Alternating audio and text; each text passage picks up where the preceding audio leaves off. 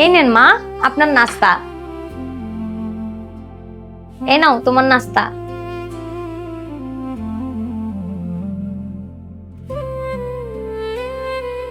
কি ব্যাপার বৌমা, তুমিও খেতে বসে গেছো? রান্নাঘরে এতগুলো থালা বাসন পড়ে আছে, সেগুলো কে ধুবে শুনি? তোমার কি বিবেক বুদ্ধি বলতে কিছুই নেই? যাও রান্নাঘরের কাজগুলো আগে শেষ করো, তারপর খেতে বসো। মা, খাওয়ার সময় ওরে এভাবে না বললেও পারতেন। এখন তো ও না খেয়ে উঠে চলে গেল। এই তুই চুপ থাক, বেশি বুঝিস না।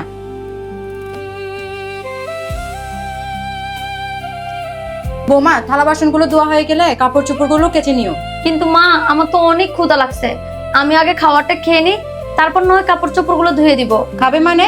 সকাল থেকে কাপড় চোপড়গুলো ভেজানো আছে, আগে কাপড়গুলো ধুয়ে নাও, তারপর খাবে। ঠিক আছে মা। অনেক হয়েছে মানহা, থালা বাসনগুলো রাখো আর এদিকে আসো।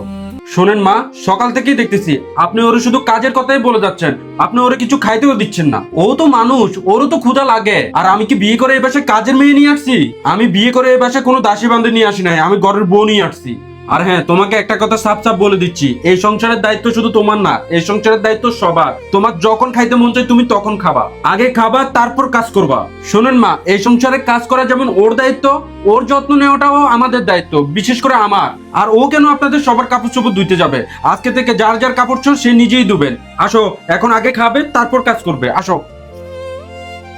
কি আপনার ঘরেও ছোট্ট সোনামণি আছে? তার জন্য ডাইপার কিনতে গিয়ে আপনার প্রতি মাসে অনেক টাকা খরচ হয়ে যাচ্ছে। তাহলে আপনার জন্য আমি সাজেস্ট করব এই 10 টাকার 80 পয়সার ডাইপার গুলো। এই ডাইপার গুলো দেখতে যেমন সুন্দর তেমন কোয়ালিটিফুল।